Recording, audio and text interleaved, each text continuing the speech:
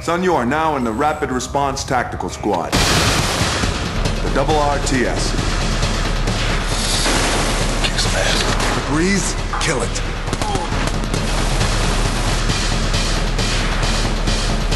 We kill them all. Let God sort them out. Very proficient already. When we turned up in Prague, we had a 2-week rehearsal period with the military advisor. Ladies and gentlemen, Tom McAdams. He's a real ops. He's one of the best. Trainers, SAS, everything else. So many of these military advisors probably spend more time in Hollywood than the military at this point. Okay, listen in. Unload! And with Tom, he had just come out, I think a few months. He had just left after 25 plus years in the services. So there was no kind of jadedness to him. He had just experienced it, so everything was as fresh as it could be. I was leaving the military 13th of September, and this job was coming up at the beginning of October. So when I said, yeah, fine, I'll do it for 3 weeks, and obviously I've been here now for 3 months. It was completely different to what I expected. It's funny, I mean, I've done a couple of military-type movies before, but I've never had training like this.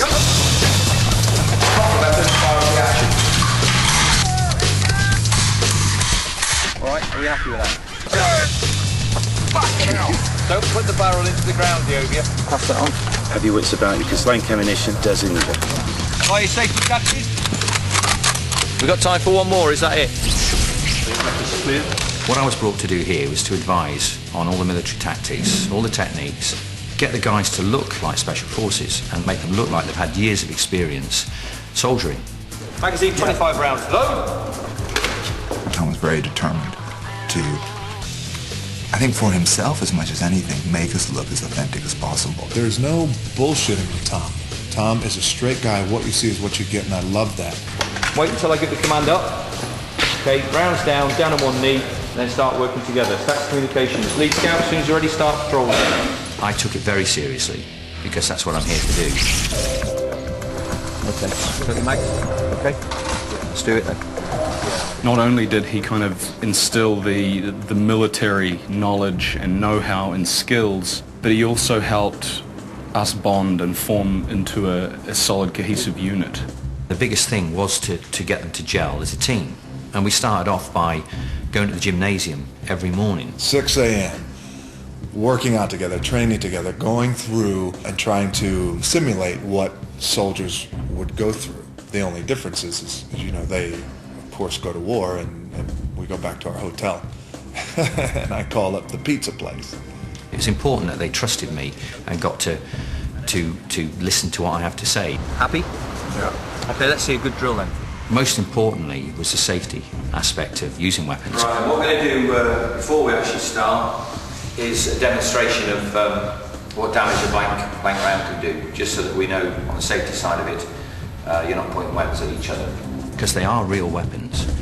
Even though we're using blank ammunition, it can still kill you. And one of the first things I do with the guys is demonstrate how serious a blank round is, and the way I did that was to use a polystyrene head and shoot it with a blank round, you know, and it disintegrates. It can make a hell of a mess, as you can see by that. So, do not point the weapon at anyone. Always aim off. Timescale, I think, is an important factor in anything, and some of the guys have probably not had the time to practice with the weapons that they should have. For inspection, for arms. So I start from the very beginning and just go through all the basics. And holding the weapon, ensure that you hold it correctly, and I'll just quickly go through that. Stripping and assembling. As I said before, keep the working parts like that, in a nice uniform manner. You're not going to have any problems putting it back together again. You're going to be firing double taps. It's 2 rounds, okay, followed by another 2 rounds, so on and so on, until I tell you to stop. I want to look at you and see what reaction it has, okay? Targets to your front, in your own time, go on.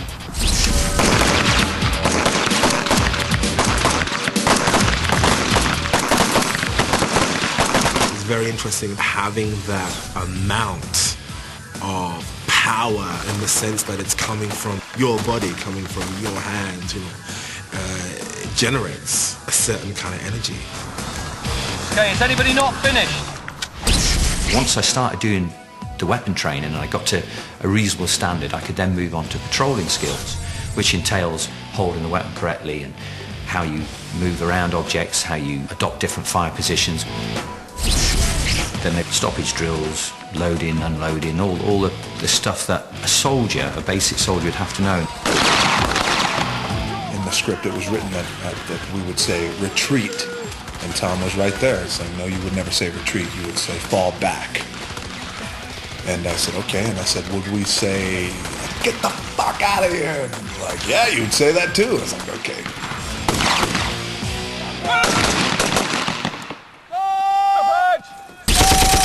Once I pass you, very free. Clear. We started off with check-made AK-47s, which are very light in comparison to what we have now. They're just very light weapons. So we had a lot of movement drills with that, which obviously at first is kind of nerve-wracking, with the ammo and stuff.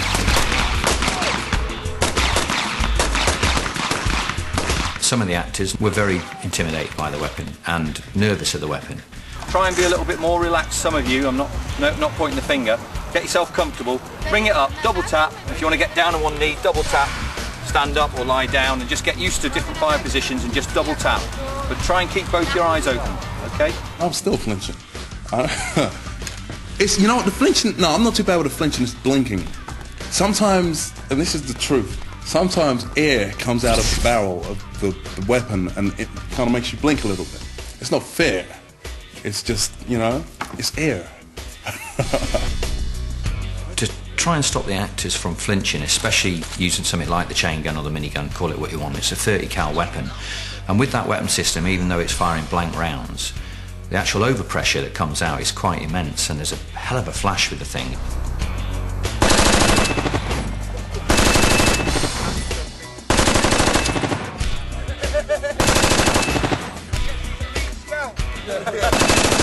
Firing this huge gun and this huge sound, the flinch would be right in my eyes. And Tom would see that and he would say, Deolia, you're flinching. Do it again. You're flinching. I think I more than most had to go through a lot of firing to get that flinch out of my eyes. What do you think of that then? This was the very first time that the destroyer has actually picked up that weapon. Now, you see the weapon of choice. So, my question to you is, how did it feel? It felt... Let's tell everybody at home. It felt awesome. It's huge. It's massive. No, I'm talking about the gun.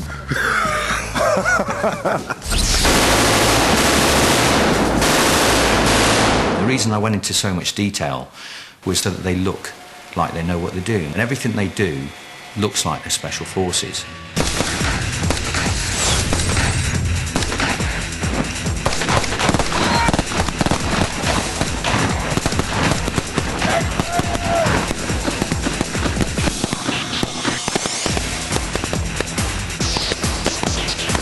I'm not going to lie to you, I love it. I had so much fun. Action! When you are firing a shitload of rounds and it's so visceral, it's so real, it really helps me do my job because the leap of imagination for me being in this circumstance, immediately it's not acting anymore. It makes you feel like I'm really doing it.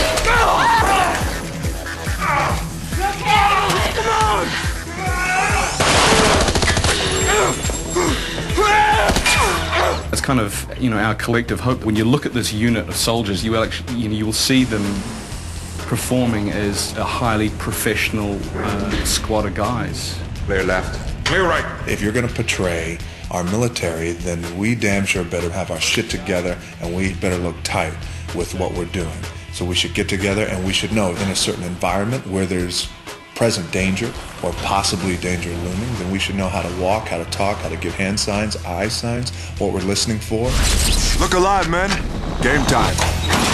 gotta say, when we're inside that chopper, when that door is closed and all the guys are standing there ready to go out with their weapons loaded, cock, lock, and ready to kick ass, you gotta ask yourself, the real deal soldiers who go through that, who are standing behind that door, what they must be thinking. I got a lot of love, a lot of respect for those guys. They're the real deal. It's movie shit. It's cool shit, but they're the real deal. They picked it up very quickly, and obviously as time's gone by, they've done so much of it. They're starting to switch on to the fact of how to go about it. I certainly wouldn't leave them alone, though, to be perfectly honest with you, but they are learning. Sure. You were good on my maths. Do you want to do it again? Yeah. No, it's good. Okay.